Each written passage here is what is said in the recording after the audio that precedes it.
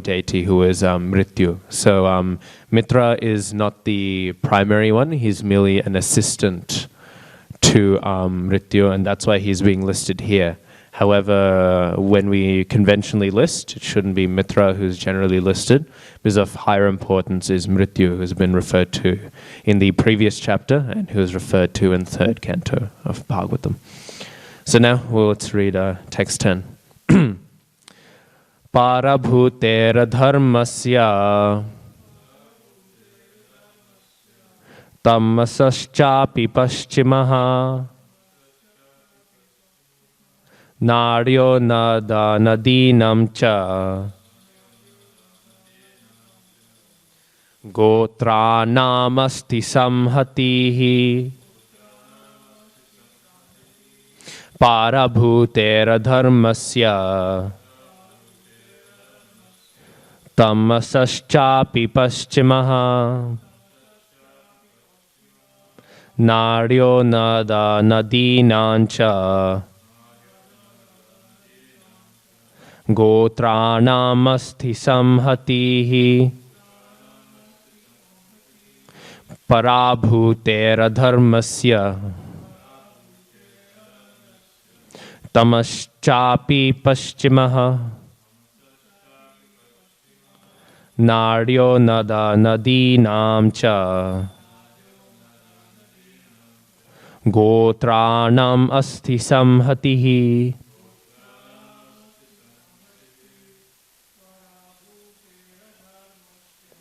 parabhutera dharmasya tamasaschapi paschimaha nadyo nada nadinam cha gotranam asti samhati parabhutera dharmasya tamasaschapi paschimaha naro nada nadinam cha gotranam asti samhatihi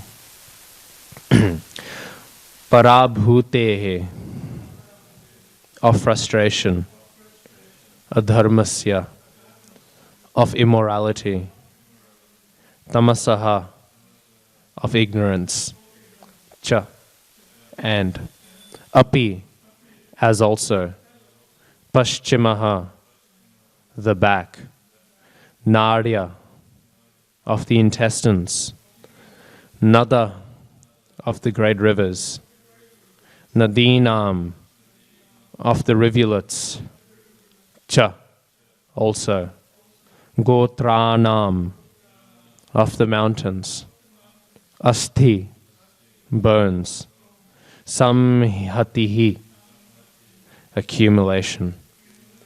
Translation: the back of the Lord is a place for all kinds of frustration and ignorance, as well as for immorality. From his veins flow the great rivers and rivulets, and on his bones are stacked the great mountains. Purport: in order to defy the impersonal conception of the Supreme Personality of Godhead, a systematic analysis of the physiological and anatomical constitution of his transcendental body is given here. It is clear from the available description of the body of the Lord, his universal form, that the form of the Lord is distinct from the forms of ordinary mundane conception. In any case, he is never a formless void. Ignorance is the back of the Lord, and therefore the ignorance of the less intelligent class of men is also not separate from his bodily conception. Since his body is the complete whole of everything that be, one cannot assert that he is impersonal only. On the contrary, the perfect description of the Lord holds that he is both impersonal and personal simultaneously. The personality of Godhead is the original feature of the Lord, and his impersonal emanation is but the reflection of his transcendental body. Those who are fortunate enough to have a view of the Lord from the front can realize his personal feature, whereas those who are frustrated and are thus kept on the ignorant side of the Lord, or, in other words, those who have the view of the Lord from the back, realize him in his impersonal feature. Translation again. The back of the Lord is the place for all kinds of frustration and ignorance, as well as for immorality. From his veins flow the great rivers and rivulets, and on his bones are stacked the great mountains. Translation and purport by His Divine Grace A.C. Bhaktivedanta Swami Srila Prabhupada Ki Jai. Om Jnanatimirandhasya Jnananjana Shalakaya Chakshurunmilitam Yena Tasmai Shri Gurave Namaha.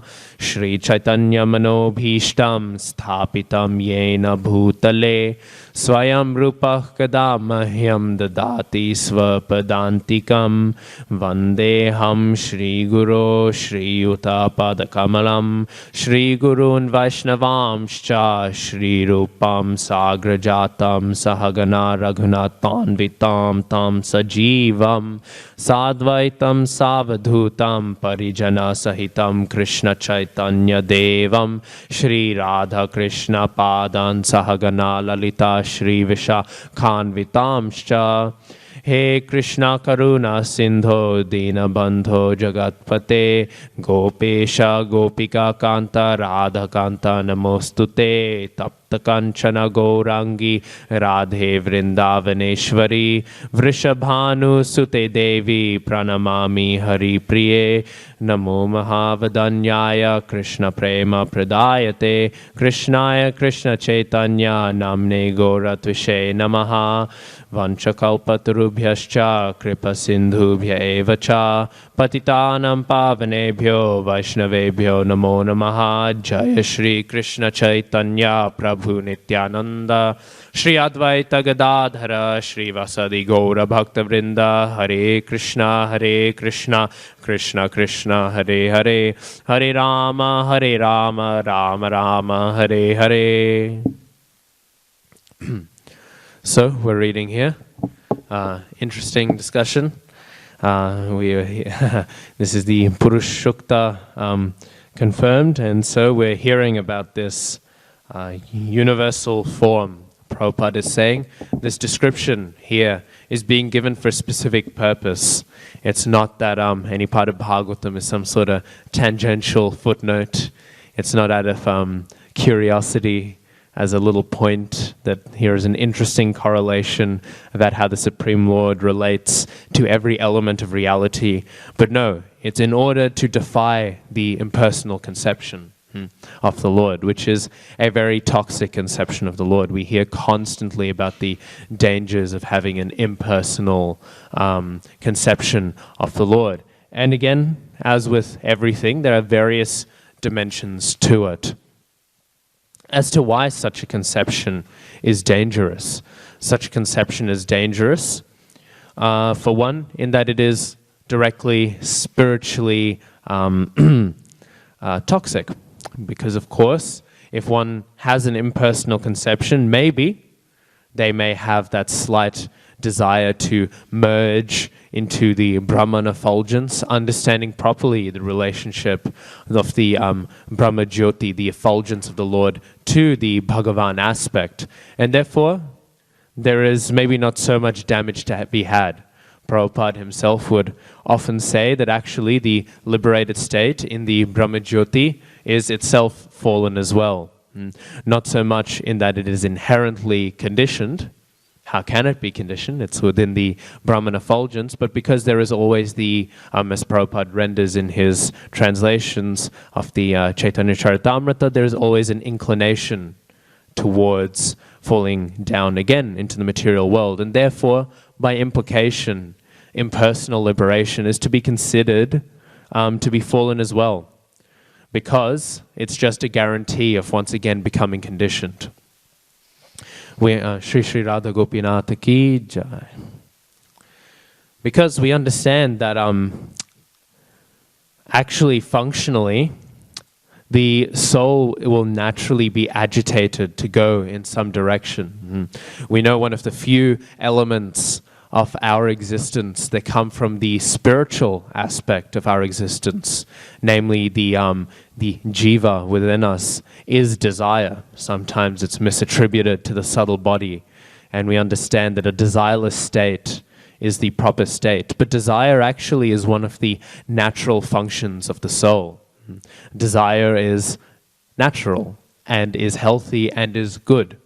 It is merely the way that those desires are directed, filtered through the lens of our conditioned chitta, like a pure light with different colored lenses on it, that then become a bit problematic. However, desire itself is fine, and sometimes it can be questioned because desire seems to act out within the field of material existence. Our desires seem to have a very, or rather our desire seems to have a very real and tangible impact on our material existence. This is generally described as being the relationship that a magnet has with iron filings. A magnet does not come into contact with iron filings, however it can influence it. Because sometimes the question is asked, how can that purely spiritual substance that is above and not on the platform of material life, even though of course it is dwelling within it, how can it contact it? How can it influence it if it is not within that domain? And so that is the response that is given. In the same way that magnets, by their influence, can move iron filings without ever directly contacting them or without ever directly touching them. In the same way, the jiva, with its tendency, its free will, expressed mainly in desire, in that way it also influences reciprocally Maya Devi. Or rather, maybe Maya Devi, she reciprocates those desires and acts accordingly to them. And so, this desire is essentially what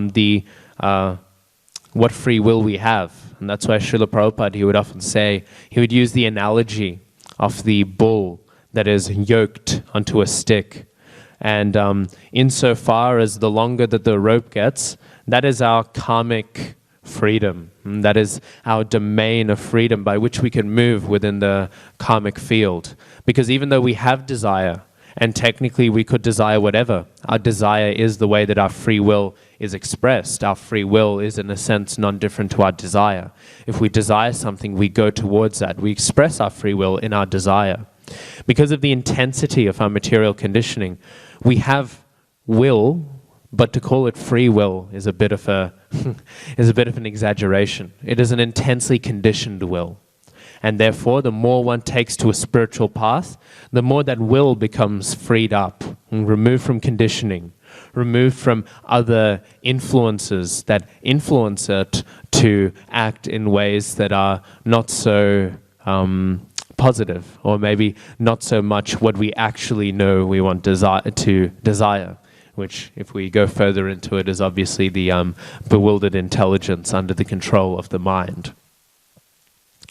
However, coming back to the point, so this desire, however, even if it is fully freed up from conditioning, it will still exist. Desire is still, again, such a central element of our existence. It is one of the symptoms of that primordial nature of which we are as the jivas. And therefore, if you throw something in which inherently desires into a domain that is defined by an act of limiting desire, then naturally, obviously, it will desire again.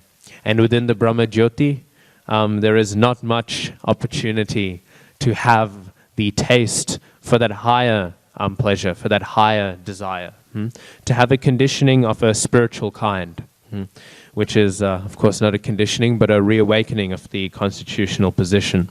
So, within that domain, there is not much chance to render devotional service, which comes to the second issue, with the impersonal conception being dwelled on, even if one is not holding to the Mayavad theory. Because when one is having this liberation, one is merged in with that effulgence, and there is no dynamic ability, and there is no separateness properly experienced in order for one, Shri Shri Radha Gopinatha Ki Jai, in order for one to render devotional service, or in order for one to receive the mercy of the Vaishnavas and therefore taste that higher thing. Of course, it's possible that the Vaishnav Thakur decides out of his mercy to pop a jiva out of the Brahma Jyoti and into the spiritual realm, but it's not so likely. And therefore, Prabhupada writes that a person who is having impersonal liberation in the Brahma Jyoti, he is still to be considered fallen. Even if he is not directly conditioned by implication, he is already destined to be within the material world again. That is the only outcome, the only conclusion, and therefore it is a fallen position. So, from this sense, it is dangerous, and also in the further sense, we obviously have just heard about Sarvabhauma Bhattacharya when he so famously went to Mahaprabhu and he was quoting from Srimad Bhagavatam, and he wished to change the word of the text. Instead of saying mukti, he said bhakti, because so revolting to him was the word mukti, and he explained that the impersonal form of mukti I cannot even think of. It's such a repugnant, vile idea to me. And then he quotes Srimad Bhagavatam and says, but even the other forms of mukti, the more personalistic forms, saloka, sarupya, these forms of mukti, even though they seem to be in line with Vaishnava conclusions, even them, they have no real value to me. They're really worthless. Only if they allow me to serve the Supreme Lord do they have any value. So not only is it dangerous in the spiritual sense, in that one has wasted their time if they obtain this impersonal liberation, it's also dangerous from the devotional sentiments. The devotional sentiments that say so strongly that we wish to have some distance in order to please the Supreme Lord. We want some distance. We don't just want some impersonal idea, because an impersonal, homogeneous affair only allows everything to be the same. There is no room for that dynamic movement which allows service to be performed. And if I cannot perform service, then what's the point? Sometimes people will perform devotional service with the idea that if I do this, they have their own sort of yoga ladder, but it's inverted to some degree. Rather than understanding that bhakti comes at the top of the yoga ladder, and actually ontologically is its own separate category, they'll have this idea that bhakti allows me to level up, and then I'll be able to practice jnana, and then it'll allow me to get some idea, and then I will have impersonal liberation. But actually, this is using the greatest means to get the lowest of rewards. Actually, the greatest rewards of bhakti, of devotional service, is bhakti itself. Often we speak of sambandha, abhidheya, and prayojana. We speak of the relationship, we speak of the means to get to the goal, and we speak of the goal. And it is correct to say that, of course, our abhidheya is our bhakti, is sadhana bhakti, and our prayojana is Krishna prem. But in another sense, if we frame it differently, bhakti is our abhidheya, and it's also our prayojana. And that's why it is infinitely blissful.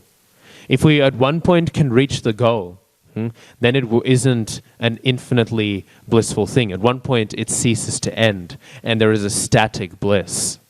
And this is in one sense the very subjective and relative bliss of the impersonalist liberation. Really, it's just an abandonment of suffering. But it's not an embraceal of joy. Because if the sambandha, if the abhidheya is the same as the prayojana, if the bhakti is the reward, and the bhakti is also the means, when the more and more we keep on practicing the means, the more and more we're tasting the bliss of the reward or the destination. And the more and more we taste the destination, the more and more we push further and further and further. It's very cyclical. We're using bhakti and we're getting more bhakti. And then once we've got more bhakti, we know that the result of bhakti is more bhakti. And then it's more and more bhakti, more and more and more and more and more. And then it never ends. And that's why it's not only eternally joyful, it's not only eternally blissful, it's not only infinitely blissful, but it is increasing infinitely blissful. It is perpetually increasing. It is not only eternal in that it is happy now, but it is eternal in that it will continue to become even more joyous eternally forward. Because in that sense, the process and the goals are the same. That is why that eternality is so blissful. And so, without being able to taste that, with having some idea of some other goal, We know, anyabhilashita shunyam, jnana karmadya navritam. We must be devoid of those things, because if one has those goals, they can be segued away and go to some other destination. Maybe it's happy, maybe it's good, but it is not the highest thing, and it is not the highest bliss. Because we're going on it is a never-ending sort of highway, but one takes a premature exit off of it in order to get some other not so blissful result. So, because of this and other reasons, the impersonal conception is not exactly the highest one to have, and Srimad Bhagavatam is speaking very clearly against it. We also know with that conversation, or rather that correction that Sri Krishna Chaitanya Mahaprabhu gave to Sarvabhauma Bhattacharya, that he says, you are claiming to be so learned, you're claiming to be such a great scholar, you have known so many books, but you're neglecting even texts like Mahabharata and Srimad Bhagavatam. Because if one wants to, he's making the accusation that you're cherry picking. In fact, in the very text that you're quoting, the authority of Bhagavatam, the authority of Mahabharata are being claimed. In the Upanishads, there's many references. In the fifth Veda, sometimes it'll be said. So, you are quoting all of these texts, but you are not quoting these conclusive texts, which allow the elaboration of all of these things. As Krishna says, the flowery words of the Vedas are being clarified in Srimad Bhagavatam. They're being clarified in Bhagavatam and in Mahabharata. But of course, and we won't get into that, Srimad Bhagavatam is a much higher praman than Mahabharata. So this impersonal conception is so strongly being spoken against. And Srila Prabhupada in his purports is constantly pulling out that nature of Srimad Bhagavatam. Because, of course, of this danger. We know not only is it dangerous to have the impersonalist conception, but it is dangerous to associate with those who have the impersonalist conception. Bhaktivinoda Thakur, in his Harinam Chintamani, he speaks about what is Jana Sangaha, what is Asat Sangha, what is that bad association. We hear the glories of good association, and we also hear about the not so glorious nature of bad association. In the Upadeshamrita, we find in that second and third verse, it's almost repeated, that what destroys bhakti is Jana Sangaha, and what allows bhakti to be lifted up is asat sangha tyagat, the renunciation of false association. So it's repeated twice for good reason. It is very bad. And Bhaktivinoda Thakur, he says, what is bad association? And he gives the first one, which is one that makes a lot of sense. Associating with men who associate too much with women who are not their wives. The sort of lusty people who are engaging in a lot of sense gratificatory behavior. And that makes sense, of course. But also, condemned is associating with men who associate with men who associate too much with women. That is the danger of bad association. You can get it second-hand. It's not just first-hand. Bad association even comes by second-hand association. So one must be very careful about association. It's the point Bhaktivinoda Thakur is making. And then, who else is there on that low platform is the impersonalist. So these are the two types of categories. And Srila Prabhupada writes, we hear so much the condemnation of the Sahajiyas. And rightfully so. They should be condemned, and we should also engage in the condemnation of their false and bogus and blasphemous activities. However, Srila Prabhupada says even the Sahajiyas, in some sense, are higher than the Mayavadis. Of course, as I was saying earlier, that's not to say all impersonalists are blasphemous Mayavadis. Some are Brahmavadis, who understand properly things and do not say blasphemous ideas like Krishna is Maya, conditioned Maya. And they'll have a better understanding of Tattva, but they still wish to merge into the Brahman. That is not offensive, that is allowed. It's just some not so ideal. But anyway, so this And not only is it bad to have this conception, but it is bad to associate with people who have this conception. There is a lot of damage to it, and therefore Bhagavatam speaks so strongly against it. However, there is another element which makes this impersonal understanding very, very unrelishable. And it is one that speaks actually to that inherent nature of the soul that I was speaking about earlier. In that the soul naturally, it has desire. That is the baseline of it. We speak about that basic symptom of the soul. It is the chit shakti, and chit in one sense, of course, it means consciousness. The basic symptom of the soul is consciousness. And so, to be conscious doesn't mean to think, it means to experience. Consciousness is an act of experience. We experience our minds. We experience what our minds construct, our subtle bodies construct, based on the data of our gross body. So, because of this, the basic nature of our existence and the basic nature of our true existence, we are not our body, we are not our gross body, we are not our subtle body, we are not our body, we are not our mind, but we definitely are our consciousness. We definitely are our soul.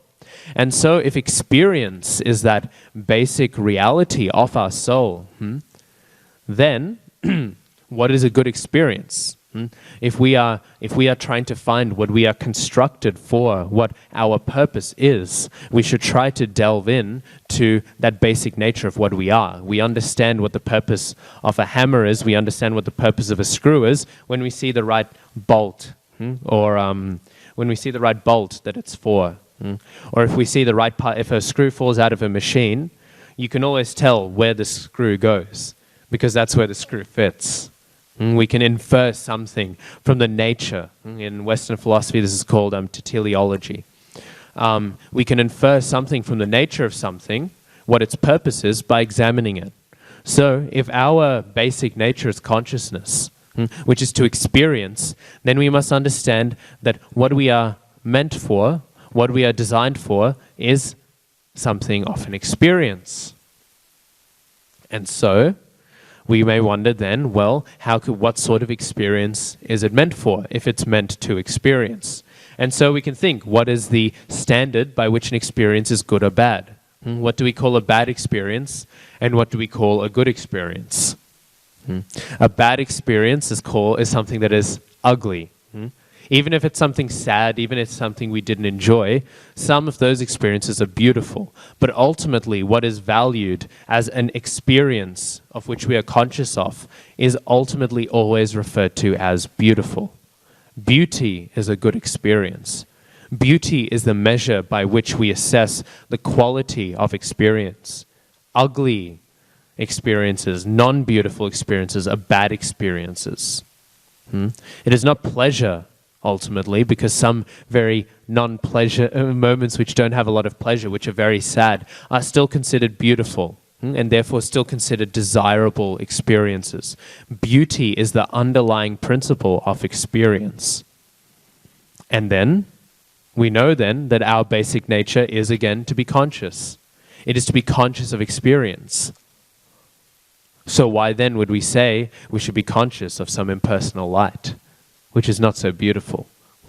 Why should we say we should be conscious of the canvas background light of reality? Nobody looks at a painting on the canvas and says, what a beautiful canvas. I love the white in the back. People say, look at this beautiful form. The beautiful form that has been presented. Beauty does not exist abstractly in the heart of the artist.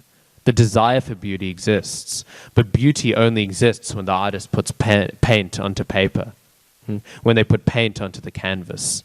When it takes form, then beauty exists, then beauty is real. Before it is given form, it exists only as a propensity.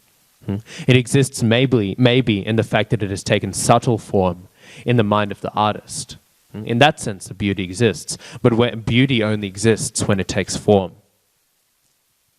And so, if we are to infer that nature of divinity which we are made for, why would we infer that we are made, again, for that canvas background light? We are made for beauty because we experience. We are not made to experience nothing, but we are made to experience beauty, because it is beauty that we relish.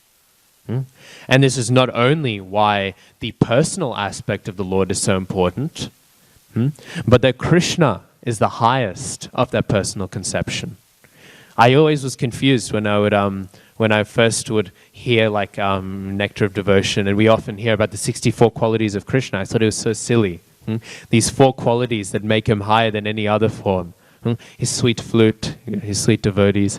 I thought, I play the saxophone, but I can't say that I'm higher than any other form. What's the point of having the flute?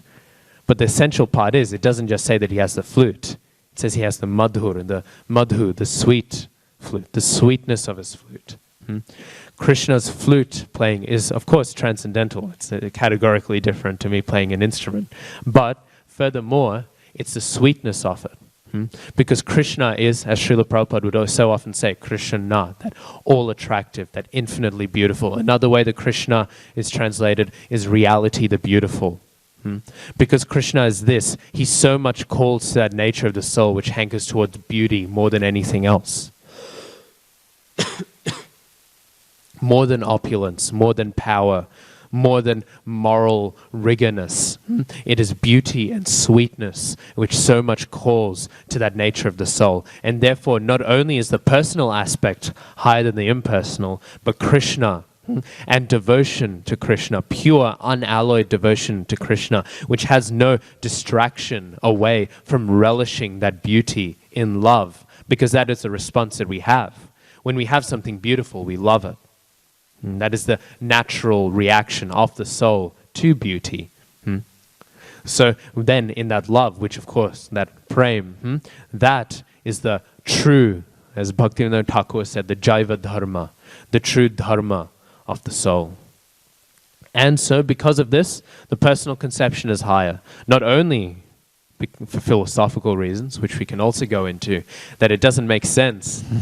How can the personal feature has a quality that the impersonal doesn't? How can the impersonal be higher?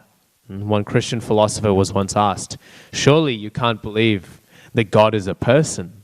That Christian philosopher, Alvin Plantinga, he said, no, actually, I just believe that God is no less than a person. To say the impersonal aspect is supreme is to say he is less than a person, which is to say he is less, he is lacking. So how can that be less? We are used to hearing these philosophical reasons, but also on a very instinctive reason, on a reason that is speaking to just our basic way that we experience reality. That personal aspect is higher. There was the current head acharya of the Ramananda Sampradaya, the devotees of Ramchandra. Rambhadacharya, I think his name is. He speaks Ram Katha a lot, and he's universally considered the leader of the Ramananda Sampradaya, the devotees of Ramchandra. And he is blind since a very young age. He is suffering severe blindness. He cannot see at all, but he was very, very devoted to Supreme Lord, and he's a great Sanskrit scholar. He's probably one of the greatest Sanskrit scholars in the world today. He's one of the few people who has the quality that if he wants to speak, he can respond not only in Sanskrit, but he can respond in shlokas. His Sanskrit is so fluent, on the spot, he can respond to you in meter, in shloka. He wins competitions like this. On the spot, they would ask him a question about politics or something, the news, Ramchandra maybe, something transcendental, and he would respond. They would say, respond in this meter, this specific type of shloka, not just any shloka, respond like this, and if you respond like this, and then you pass, and he would do like that, and you have all the ornaments of Sanskrit. That's how intimate his knowledge of Sanskrit is. He can just respond like that, off the cuff. So he's very well revered for this, and also for his deep love of Ramchandra, and therefore his very deep Ram Katha. So he's well known for his Vaishnav Katha and for his Sanskrit scholarship. Actually, he's fluent in speaking in 22 languages. And he's fluent in the literary forms, although he has to hear them because he is blind, in 14 languages. So he's a very great scholar. Memorized Bhagavad Gita, I think, at the age of 6 or 7 or something. So very, very intelligence. So because of this, his glories, of course, naturally spread throughout India. We know Madhavendra Puri, when he began to have some fame after his relationship, after his reciprocal relationship with the with the deity, with Kshira Chora Gopinath, he quickly ran away from that temple, from that place. He thought, I don't want this name and fame. And the moment he arrived in Jagannath Puri, already his name and fame had preceded him. It had managed to travel faster than he could. And of course, Krishnadas Kaviraj Thakur says, it is natural, just in the same way that the shadow follows a normal person, the glories of the Vaishnav follows the Vaishnav, even if he is so uncomfortable with them. So, this great Ram Bhakta, he went in a Sanskrit competition, and he won. To win 1 gold medal in the competition is impressive, but he won out of the 8 or 9 categories, he won 5 of them. He won 5 of those, just easily. First place, first place, first place, first place. And so everyone was naturally incredibly impressed. And at the time, it was Indira Gandhi, the Prime Minister of India. Normally, they have the Prime Minister or the Governor, whoever, to give the medals or whatever. And so she gave all of the medals to him, and she was very impressed with his skill. And she said to him, I'm a rich person, I will personally fund for you to go to America. The problem you have with your eyesight, actually it is curable. It is not a permanent thing. I will personally pay for it. You are like a national treasure, we should be encouraging, you're such a great sadhu. You have such a great, talented gift from Bhagavan that you can so beautifully compose Sanskrit. She said like this, I will personally pay for you to go to America, and going to America, we can fix your eyesight and you'll be able to see. And he responded in a shloka. He paused for a second, composed a shloka, and then he replied with the shlok. And he said, I used to have it remembered, but I've forgotten it. He said, what is the point of having sight so that I can see all of the filth in this world, all of the sources of sense gratification, all of the cheating men and women, all of these people who are longing after all these false things, all of these sins. When my eyes are closed, it allows me to think more and more and more of my beautiful Lord Ramchandra with flowing, beautiful hair and such effulgent skin, and who holds in his hand liberation itself. Without my eyesight, I am able to focus even more on this. I do not want this gift. I have enough. Why do I need to see any of this? Even without these eyes, I am able to see my beautiful Lord Ramchandra, and that is more than sufficient. Why should I be distracted by having the input of seeing all of this? That was the shloka he composed. So this is that very sweet sentiment, because that is how appealing a personal understanding of the Lord is. It's how much it calls out the heart. If one is especially a very advanced devotee like he is, then surely that beauty, what is the point of seeing anything else? What is the point of anything else? And that is that great triumph of the personal conception over the impersonal, that even the ability to see. If I think of blindness, I think, well, I very much don't want to go blind. That is my instinctive reaction, and that's the instinctive reaction of most. But, of course, again, this is that great attractive principle of the personal conception. A similar story I heard from one Christian preacher once. He's a very famous preacher, and he was preaching a while, and he met one day a blind man who would go to all of his lectures, all of his preaching sessions. And one day he spoke to the blind man, and he said, "Oh, do you believe in God?" Asking like this. And he said, "Of course I do." He said, and then he said, "Of course, this is why I'm coming to all of your lectures and all." And then he said, he started speaking to him, and of course he was speaking to him about his blindness. And he said, sometimes it can be a struggle. I'm really inspired by the fact that you can hold on to your faith, even when you have been given such a bad card, apparently, that you are blind from birth. And the blind man said, "Oh, it doesn't bother me at all. It doesn't hurt my faith in the slightest." The preacher, he was a bit confused, and he said, "Yeah, well, but normally when people have some sort of issue like this, they overcome it. How did you overcome it?" And he said, "Well, I didn't need to overcome it." And then he was very confused, and he said, What do you mean?" And that blind man, he said, well, I only ever think of the benefits. And then the preacher was even more confused. He was thinking, well, what benefit is there to blindness? And the blind man, he said, the first face I will ever see is the face of my worshipful Lord. I will not ever have to see any other face. The first face I will ever be able to see is his face. And that is such a blessing. I will not need to go through seeing all of these other things. The first sight I will be able to see is my Supreme Lord. Again, that similar sentiment. But that sentiment rings true. It doesn't ring true of an impersonal Brahman. You're not going to hear somebody say, why would I need to see? Why do I need to see? I can just focus on the impersonal light. This is satisfying me. Because it's not satisfying. And that's why, again, to come to that initial point, that is why inherently it is a fallen position. Because it will not satisfy the desires of the heart. And if it does not satisfy the desires of the heart, of course, by heart I mean the soul. If it does not satisfy the desires of the soul, then it won't be functionally permanent. Because the soul is permanent and desire is permanent.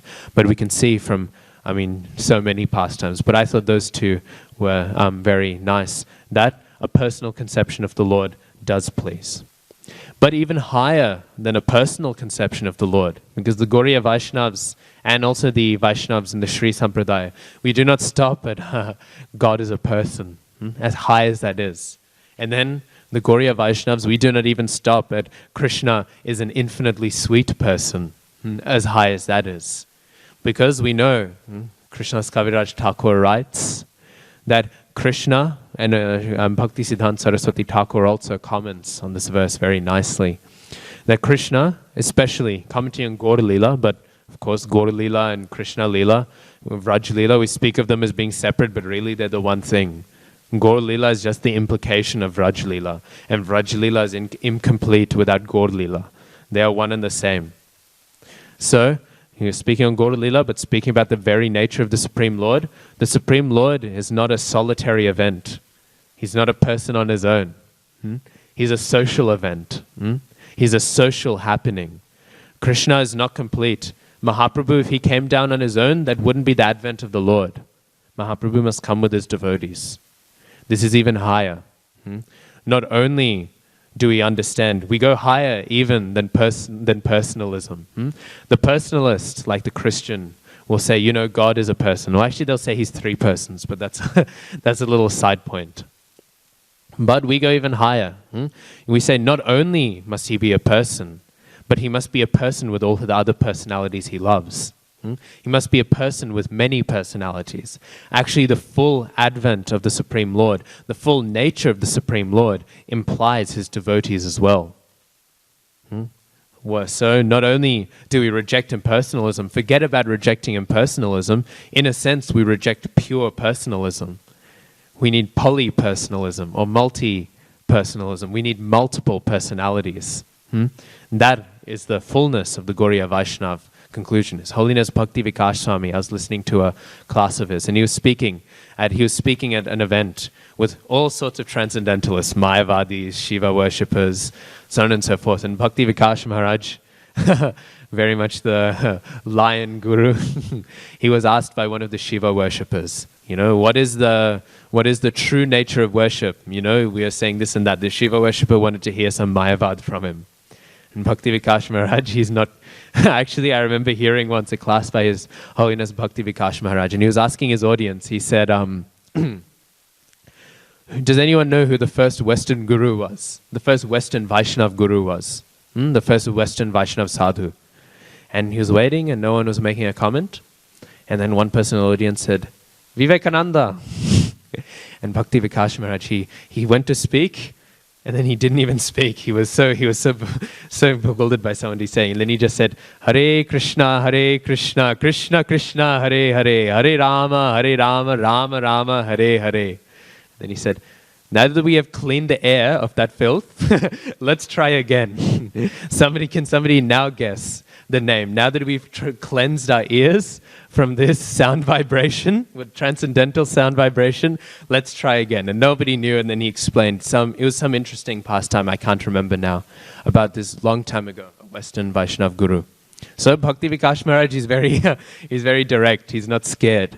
Preaching in India to say Vivekananda is bogus. I mean, sometimes it's hard in Sydney to say Vivekananda is bogus, let alone in India. So Maharaj, he was very strongly, he spoke, he was explaining, Shiva is a guru. He said, worshipping Shiva as Swayam Bhagavan, as the Supreme Personality, this is nonsense. Krishna is Swayam Bhagavan. And then he was going on and making this point very heavily. But he said, and he saw all the Vaishnavas, especially the Shri Vaishnavas, they were very happy. He could see them smiling as he was smashing this. But then he said, but in a way, in a sense, worshipping Shiva is higher than worshipping the Supreme Lord. In a sense, worshipping Shiva is even higher. And then he saw the Shri Vaishnavas, they got a little confused. They were like, we were with you up until that point. What's going on? They were a little confused. And then Bhakti Vikash Maharaj said, because to worship the Vaishnavas is higher than to worship the Supreme Lord. And if you worship Shiva as a Vaishnava, and even more, if you worship the Vaishnava Acharyas who are preaching the glories of the Supreme Lord, Krishna, as the Supreme Lord, that is even higher.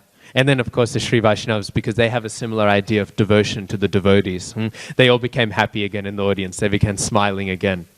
Bhakti Vikash Maharaj, he says, when he saw that, he said he thought they were very happy. But actually, compared to their happiness, when he said we should worship the Vaishnavas, it was like they were sad when he said we should worship Narayan. They were so happy to hear him make the glories of worshipping the Vaishnavas. Because actually we go that extra level. Not only do we realize the importance of the Supreme Lord being a personality, we realize the importance of having spiritual personalities in general. And it is so important, because we cannot reach that Supreme Lord who is a person without those personalities. Actually, even for basic faith, I know with a lot of, especially with youth preaching, I often hear from the youth, they say, I've never seen Krishna. I want to think he's true. The arguments you make, like it makes sense, but I just can't believe Krishna is real. I want to believe he's real. I hear all these arguments. I'm not against it, but it's just hard. I haven't seen Krishna. But actually, in the sense this is true. Not many of us have seen Krishna. At least I haven't, In the Murti form, I do see Krishna, but do I really in my heart realize I'm seeing Krishna before me? Not really. As much as I want to, as much as I'm trying to cultivate that, not so much. So, in a sense, even maybe I'm seeing Krishna, but I'm not realizing it. I'm not having that proper idea. But we know, Gaur Govinda Maharaj makes this point, Cheto Darpanam Marjanam. We know Mahaprabhu was saying this, that by engaging in devotional service and engaging in Sankirtan, the heart is cleansed. And the heart is cleansed to become what? He doesn't just say it becomes cleansed. It is a mirror being cleansed. Because what is reflected? It said Jagannath, he was so absorbed in seeing Mahaprabhu dance. When Mahaprabhu was dancing in Ratha Yatra, he was completely absorbed. Krishnadas Kaviraj Thakur makes this point. The whole Jagat was absorbed in the dancing of Mahaprabhu. But not only was the whole Jagat, but also Nath. Jagannath was also absorbed, so fully mesmerized in that dancing. And there's a few different ways to explain and understand this verse. But one explanation Gaur Govinda Maharaj was making was that because Mahaprabhu is having the heart of Radharani, the greatest of all devotees, Jagannath was so happy to see that heart, because that heart was such a perfect mirror. And Jagannath was able to see his own beauty in that heart. Jagannath is not normally able, he's maybe seeing, we know Krishna is sometimes even seeing his reflection. He sees and he thinks, what a beautiful person. But that's even in a river or in a pond. We know reflections in ponds and rivers, they're not so good. But in mirrors, that is a perfect reflection. And in the mirror of the heart of the devotee, of the highest devotees, it's not just a perfect reflection, but it's an even sweeter reflection. That reflection is made infinitely more sweeter by passing through the heart of the devotee. So, I make this point. We cannot see this when we see the devotees, but I tell them, I say, maybe you cannot see Krishna, but you can see the Vaishnavas. You can see the sadhus. You can see these personalities who are so in love with Krishna. And we are so blessed to be surrounded by so many. Even in Sydney, Srila Prabhupada's mercy. He has created Vaishnavas everywhere. And when we see them completely in love with the Supreme Lord, their hearts are reflecting that Lord. And if we serve those personalities, and if we associate with them, then by intimately getting to know them more and more and more, we will be able to see their heart more. And if we see their heart, we will see that mirror. And we will see that mirror reflecting the Supreme Lord. And then we will be able to have faith in the Supreme Lord. Then we will be able to begin to have darshan of the Supreme Lord. Only through those devotees. Not only do they act as a mirror, cleansed in order to allow the Lord to have darshan of himself, which is so relishable, they act as a mirror that allows the Supreme Lord's beauty to be reflected into the world. They themselves are testaments to the beauty and existence and infinite relishability that is present in Krishna. That mirror is reflecting out of the mercy of the Vaishnavas to everyone else as well, who does not have such a cleansed heart. And so in this sense, again, that personalism is not only just important in that the Supreme Lord is personal, but also that the means by which we realize that personal aspect is personal.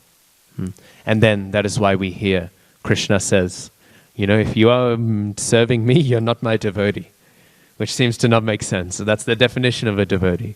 But Krishna is making that point. Only if you serve my devotee, then you are my devotee. Because again, Krishna is a social event. Krishna is not existing solitarily. Because then how could he be Rasaraj? How could Krishna be the king of all rasas if there's no one to reciprocate rasa with? By the fact of his nature. How can Krishna be the all-attractive if no one is there to relish his attractivity? How can Krishna be all these things without his devotees there? That's not to say that Krishna can't exist without his devotees in one sense, but in another sense, that is why Krishna always brings his devotees. Because Krishna is not complete in his vision, in his conception, without his devotees. So, like that, we hear, this is the nature of personalism as compared to the impersonal conception. This is why Srimad Bhagavatam is always making this point, that the personal conception of the Lord is the highest. And it's also speaking about the glories of the devotees. The Bhagavad Purana, I often make this point, but the Bhagavad Purana, it is not the Vishnu Purana, it's not the Krishna Purana, it's not the Dasa Avatar Purana, it's the Bhagavad Purana. It is the Purana about the devotees of the Lord. And that is why it is Amalam Puranam. That is why it is the highest Purana. Because it's speaking about those devotees and the way they relate to the Supreme Lord. It is fully capturing, for many other reasons as well, but in line with what I was saying then, in so many, it is fully capturing the fullness of the Supreme Lord. Not just Vishnu on his own, not just Krishna on his own, but Krishna through the lens of his devotees. Krishna and his devotees. It is the stories of those Bhagavats who so much embody those principles. My spiritual master, just to wrap up, I read one of his classes, and he was speaking about this, and he was speaking, just to go full loop, he was speaking about the impersonalists. And he said, really, the impersonalists are the biggest fools. Not really, not a mind-blowing statement, but still a good one to hear. He said, the impersonalists are the biggest of fools. They want to become the Supreme Lord. What a severe downgrade. Why? Because we see in Gaur Leela. Gaur Leela we see Mahaprabhu is Krishna himself. And Krishna himself, not Narayan himself, but Krishna in the fullness of the existence, all of the joy, all of the bliss, all of the beauty, everything is found the most in Krishna. And that same Krishna was not satisfied being Bhagavan. He needed to find his satisfaction in becoming a devotee, in becoming a sadhu, in becoming Mahaprabhu, in becoming a devotee for Krishna. And that is where the fullness of his satisfaction was found. That's where the greatest glory, the greatest joy was found. If Krishna himself wants to become a devotee, then how foolish are the Mayavadis trying to go through devotion to try and become Krishna. Krishna himself is not satisfied being Krishna. He wants to become a devotee. So then what do the Mayavadis think? Wanting to become Krishna. When Krishna himself is not fully satisfied in that position. So because of this, the impersonalist idea is wrong, and the highest conception, in one sense, is the glories of the Vaishnavas. That is the the summum bonum. In one sense, of course, to understand the Supreme Lord as personal is the highest, but also in the other sense to understand that serving those personalities who are devoted to that personal Supreme Lord, that is even upmost, the highest form of personalism. And that is the personalism that we hold to so strongly as Gauriya Vaishnavas, and again is the focal point of the Srimad Bhagavatam. Grantharaj Srimad Bhagavatam ki jai. Ananta Koti Vaishnava Vrinda ki jai.